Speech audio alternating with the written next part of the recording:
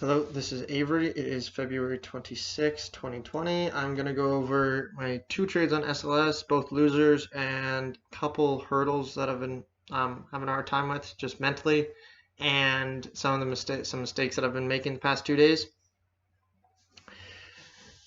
So SLS popped up, dug through the filings, somewhat liked what I saw. They were supposed to be running out of cash mid-March. Didn't One of the problems is I didn't dig through much of the filings. I kind of got a bit too overeager to short. But yesterday I ended up only getting about 3 hours of sleep, so I just knew coming in today I didn't want to short any more than really half size until something kind of confirmed or a very tight risk. So when we popped out, we dumped here. We pushed up on like a whatever low volume relative to how much selling pressure came in, so I like that. And then when we bounced, if you look here, we bounce on pretty low volume compared to the selling volume, and then we had this one red candle where it kind of wicked. So I shorted the push back up with the plan to risk over the highs, and the highs at the time were 288. My average, or I accounted for like a 290, 292 with slippage type of thing, and that was half R. And I completely just shit the bed with this one. So in the moment, as you can see a lot of selling volume, and then it's kind of bouncing though on lower volume, and then right in this minute, it looks like a really high volume candle relative to what it's traded. But when I first shorted, it only traded like 4,000 shares in a minute, and that was like 20 or 30 seconds in. So I was kind of like, okay, well, again, this is a pop back on low volume, so it doesn't really validate the move. So I'm going to take a piece, risking off the highs. It's not the best average, except I felt pretty convicted that I didn't think it would re-break the highs, but I just wasn't sure how far it would go. So I just thought I might as well just throw some on with a wide risk. And then this is the problem where it completely just shit the bed. So I see the volume come in, and I was like, oh fuck, like because I went from like 5K volume to like 25K and like 26K volume, and I just panicked, and I just slammed the bids and got out. And that's the problem, because my original plan was to stop out over high of day, obviously, and it was half R, so it's not a significant amount at all. And I don't even know, partially just because I was just really tired, and I just,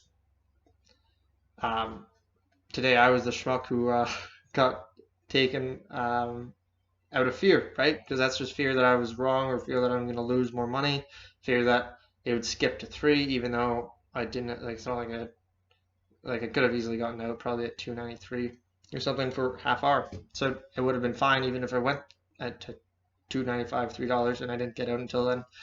So I stop out, and at that point I was like, oh shit, and I kind of knew what I did, but I was just hesitant to get back in, because in the past, if I stop out like that and then immediately get back in, then I've just taken losses like that before. So I didn't really want to get back in immediately. And then we push and we break the highs by 2 cents, and then we kind of come down. Right here is another part, so since I knew I was really tired, I cut my size in half today, and I was just not wanting to be aggressive at all. Obviously, hindsight, this short was kind of aggressive. It was just way over eager, but I was just more feeling like I didn't really have a good feel on the stock, but I had a lot of conviction that it wouldn't break highs, so I just wanted to put it on. And then right when we come down here, I was like, okay, that's a weak break of new highs. Just pushed on the highest volume candle on the day so far, and it still couldn't push higher. So I was like, okay, I want to short this now with the same size over here, except it was at like 74, 70. It was like the spread was like 275 by 276 or something. And I was like, oh boy, like I really don't want to like chase down here, because I was like, okay, I put an order out for like 79, which is like, or like 80, which is the dumbest shit ever. I should have just put, like, hindsight, like if I'm trading half size normal, I should have put half on so I should have put a quarter on what I normally short. And then if I get my pop back up, because realistically it's a tight risk, and my profit target was half at the lows and then half around like 220s. So it was good risk reward, so there was no reason for me to put it, obviously. And then we dumped down to my first profit target. And then when we bounced back up, I had again an order. I was just still wanting to be really cautious, which was stupid, just because knew I was really tired and stuff. So I was like, I want to get like the best price possible, especially after shorting too soon over here. And just never get there. I was looking for like I was thinking like we might set this after we set this high. I thought we might like push once more and go like 3 to 5 cents above, and then kind of fail. But obviously that didn't happen, so I missed that one. And at this point, then my plan was just to short, risking the pre-market highs, and I just had a plan on it. After just bitching out of here, I really just want to stick to my plan. So I had just shorted small size, or like slightly bigger, 1/3 bigger over here, so it was about like 60% share size that I normally do, except as far as dollar risk, it was far lower. And I just had a hard stop in, and my hard stop was 292, but I was lucky and I actually got filled at 289. So it was only a 9-cent loss, and geez, really happy that I didn't get slipped more than that. First trade, obviously, real fuck up. I just puked it straight into resistance. And then the second trade, it's a step in the right direction. The second trade I'm completely fine with. That's expected. So the things that I want to talk about is, so tomorrow I'm still mentally a little drained. So tomorrow my game plan is going to be just go back to my A+ fader criteria. SLS fit that, but just as a reminder, and I want to have a wide risk and then just really stick to that risk. I don't care if volume comes in. I don't care if I need to see that level break. And I also have a rule in pre-market is, since there's no hard stops, I don't wait.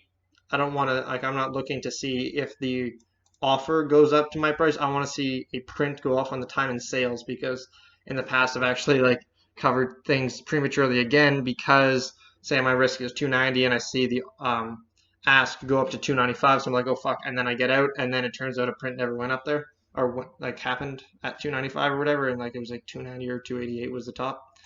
So second thing is go through filings and do full due diligence before entering. That's what I kind of came up with, because in the past I was just a complete technical trader, but lately when I've been having a hard time kind of entering prematurely, it's just going to create a barrier and take a bit longer for me to get in. And the reality is if I end up missing something because I was doing due diligence, so be it. It's better than having a FOMO entry and then losing, and then realizing there wasn't as much of a fundamental edge as I wanted. A couple more, multiple signals for entries and exits, and initial position must be in the top of the range. This one was pretty much at the top of the range, so that's fine. But just as a reminder, I'm not very good at shorting bounces. I'm pretty good at kind of not top hunting, but after we kind of get a weak break or something, I'm pretty good shorting up there, but I'm not very good at timing bounces. With the exception of death candles. And the big thing that I'm going to do is, lately I've been using the 5-minute a lot more once I get into a position, and I was kind of just timing it off the 1 minute, except I've just been overthinking the 1 minute. I've been having a really hard time just eliminating the noise. So tomorrow I'm literally only going to look at 3-minute, 5-minute candles, or anything greater than that. Obviously I'm going to look at the daily and stuff like that, but a lot of my problems could have been solved today and yesterday if I would have just stuck to a slightly larger time frame, like the 3-minute or something, because I'm just overthinking stuff too much. And the reality is when my hold times, maybe a 1 minute was better when I was scalping for 10-cent moves, but my hold times now are if a trade's working at least an hour, or sometimes on last week I had a 5-hour trade. So yeah, that's gonna be what I'm gonna work on tomorrow, and just try to get back to my process. I might stay at a half size. Just I'm still up on the week. I'm still up 1 or 1.5 R or something like that. Yesterday and today were both really minimal losses. It's not about the losses, more about just making mistakes. And yeah, that's what I'm not happy about. It's not the dollar loss that I really care about at all. I'm still green on the week, and if I have one green day, then it'll eliminate I'll make double what I lost today and yesterday, since I played good risk reward setups. So yeah, thanks.